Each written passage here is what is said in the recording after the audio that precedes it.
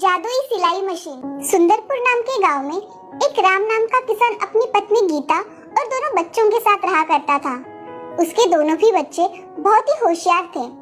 एक का नाम था अर्जुन और दूसरे का नाम था शिवानी। अर्जुन का क्लास में हमेशा पहला नंबर आया करता था, इसीलिए उसके माता पिता बहुत खुश थे। शिवानी भी अच्छे गुणों से हमेशा पास हुआ करती थी। अब अर्जुन की 12वीं की परीक्षा हुई थी, तभी अर्जुन अपने पिता से, पिताजी, मैं 12वीं के बाद डॉक्टर की पढ़ाई करना चाहता हूँ। बेटे, डॉक्टर बनने के लिए बहुत फीस लगती है, हम इतने पैसे कहाँ से जमा कर पाएंगे? पिताजी, मुझे इतने अच्छे मार्क्स मिले हैं, सभी को नहीं मिलते। तुम्हारी बात तो सही है बेटे, मगर हम इतने पैसों का इंतजाम कहाँ से करेंगे? पिताजी, अगर आप हमारे खेती पर थोड़ा कर्जा ले लेते तो मेरा काम हो जाता। वैसे भी जब मैं डॉक्टर बन जाऊंगा तो आपको इन सब की क्या जरूरत पड़ेगी। राम ये बात सुन दुविधा में पड़ जाता है और खेती पर साहूकार से कर्ज ले लेता है। अब उन पैसों से राम अर्जुन की एडमिशन करवा देता है। अर्जुन पढ़ाई करने में व्यस्त हो जाता है। जमीन पर कर्जा लेने के कारण राम को अब रातों को नींद नहीं आया करती थी। वो हमेशा सोच में डूबा रहता था। एक दिन गीता राम से, अजी, अब ऐसा कब तक सोचते रहोगे? हमारा बेटा डॉक्टर बन जाने के बाद सारी समस्या अपने आप खत्म हो जाएगी। गीता, तुम्हारी बात सही है, मगर अर्जुन ने खेती का कर्जा नहीं चुकाया तो हम क्या करेंगे? हमारी बेटी शिवानी का क्या होगा? आप ऐसा कैसे सोच सकते हैं? हमारा बेटा ऐसा कर ही नहीं सकता। आप खामखा चिंता कर रहे हैं। ये सब बातें दरवाजे के पीछे छुपी शिवानी सुन लेती है। शिवानी की पढ़ाई और अर्जुन की पढ़ाई में राम को बहुत मेहनत करनी पड़ती थी। अब ऐसे ही 5 साल बीत जाते हैं और अर्जुन की पढ़ाई पूरी हो जाती है। अब वो डॉक्टर बन जाता है। एक दिन राम अर्जुन से, बेटा अर्जुन, अब तुम डॉक्टर बन गए हो। मैं सोच रहा था खेती के ऊपर जो कर्जा लिया था उसे हम चुका देते हैं। पिताजी, आप सही कह रहे हो, जमीन का कर्जा चुका देंगे, मगर मुझे अभी थोड़ा वक्त चाहिए क्योंकि मैं मेरा अस्पताल बनवाना चाहता हूँ। ठीक है बेटे, अब मैं फोन रखता हूँ। जी पिताजी। ऐसा कहकर अर्जुन फोन रख देता है और राम गहरी सोच में डूब जाता है। ये सब बातें शिवानी सुन लेती है, इसीलिए वो मन ही मन कुछ काम करने का ठान लेती है। शिवानी अगले दिन घर से बाहर निकल जाती है, तभी उसकी नजर एक बूढ़ी औरत पर पड़ जाती है। वो बूढ़ी औरत के पास जाकर देखती है तो उस बूढ़ी औरत को दिखाई भी नहीं दे रहा था। फिर भी उसके कपड़े सीने की चाह देखकर शिवानी उस बूढ़ी औरत से, दादी, लाओ, मैं सुई में धागा लगा देती हूँ। धन्यवाद बेटी। शिवानी, यहाँ कैसे आना हुआ?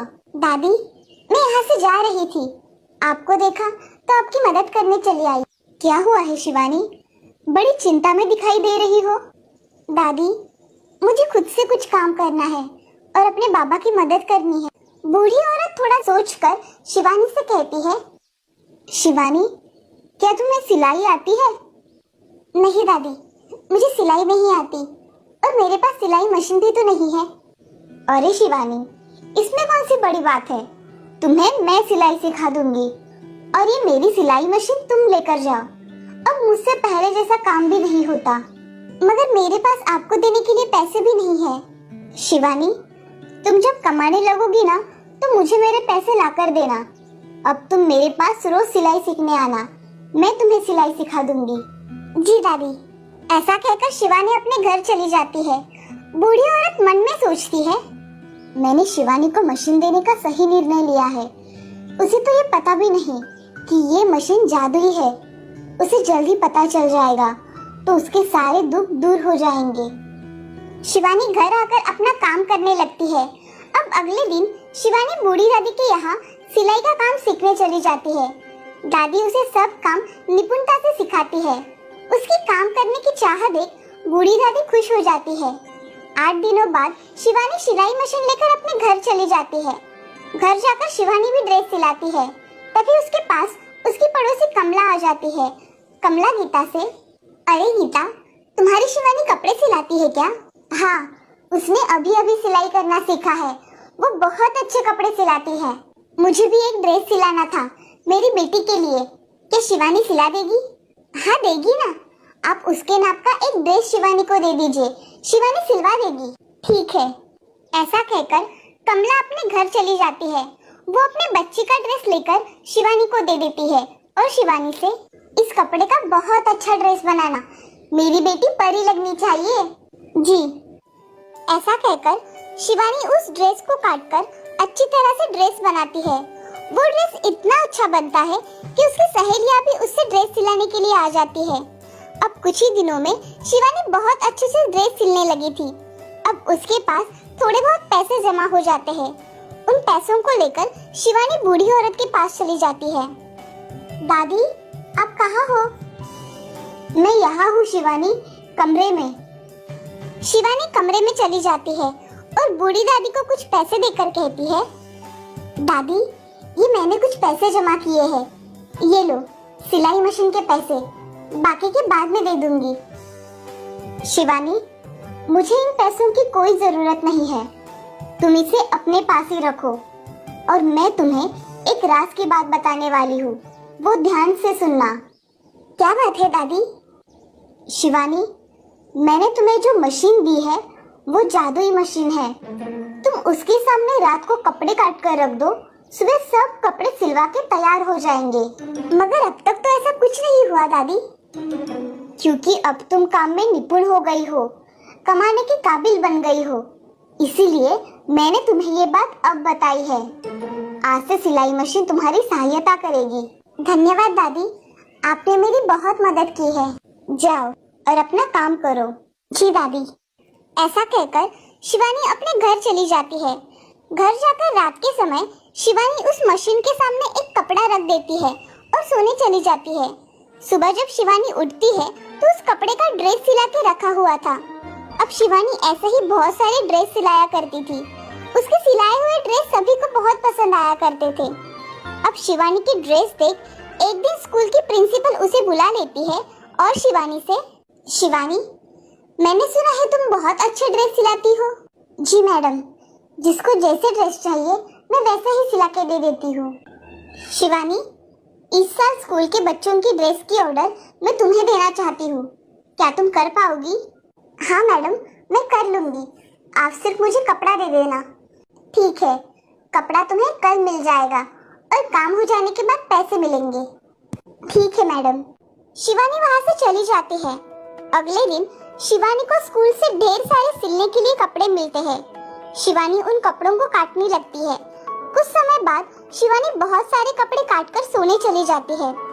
सुबह जब शिवानी उठती है तो उसे सारे कपड़े सिले हुए दिखते हैं। उसके सारे कपड़े 5 दिन में सिलाकर तैयार हो जाते हैं।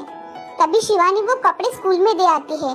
प्रिंसिपल मैडम उसे अपने कैबिन में बुलाकर, शिवानी, तुमने इतने सारे कपड़े इतने कम समय में सिला के दिए, ये लो तुम्हारे सिलाई के पैसे।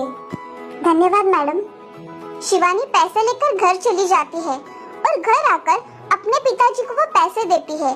शिवानी अपने पिताजी से, पिताजी, ये लीजिए पैसे, स्कूल के कपड़े सिलवा के मिले हैं, इससे थोड़ा कर्जा चुका दीजिए।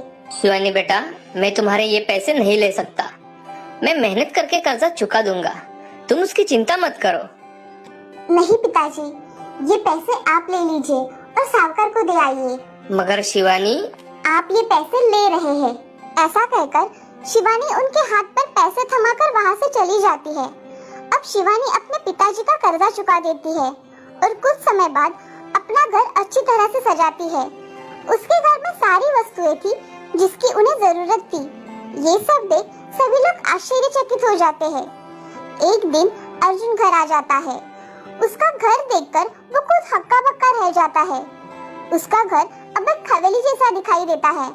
तभी अर्जुन अपने पिताजी से, पिताजी, क्या ये हमारा घर है? हाँ अर्जुन, ये हमारा घर है। इसे शिवानी ने अपनी मेहनत से इतना बड़ा किया है। क्या शिवानी ने? हाँ अर्जुन, तुमने तो कठिन समय पर मुंह फेर लिया था, अब आए हो तुम, अब याद आई है तुम्हें हमारी। ये सब सुन अर्जुन को अपनी गलती का एहसास हुआ और उसने अपने पिताजी की माफी मांगी। पिताजी, मुझे माफ कर दीजिए। ठीक है अर्जुन, उठो, जो हुआ सो हुआ, अब आगे से ऐसा मत करना। ऐसा कहकर अर्जुन राम के गले लग जाता है और अपनी माँ की भी माफी मांगता है। इस तरह से जादुई सिलाई मशीन ने शिवानी की और उसके पिताजी की सहायता की। इस कहानी से हमें ये सीख मिलती है कि हमेशा मेहनत करनी चाहिए। मेहनत का फल हमेशा मीठा होता है।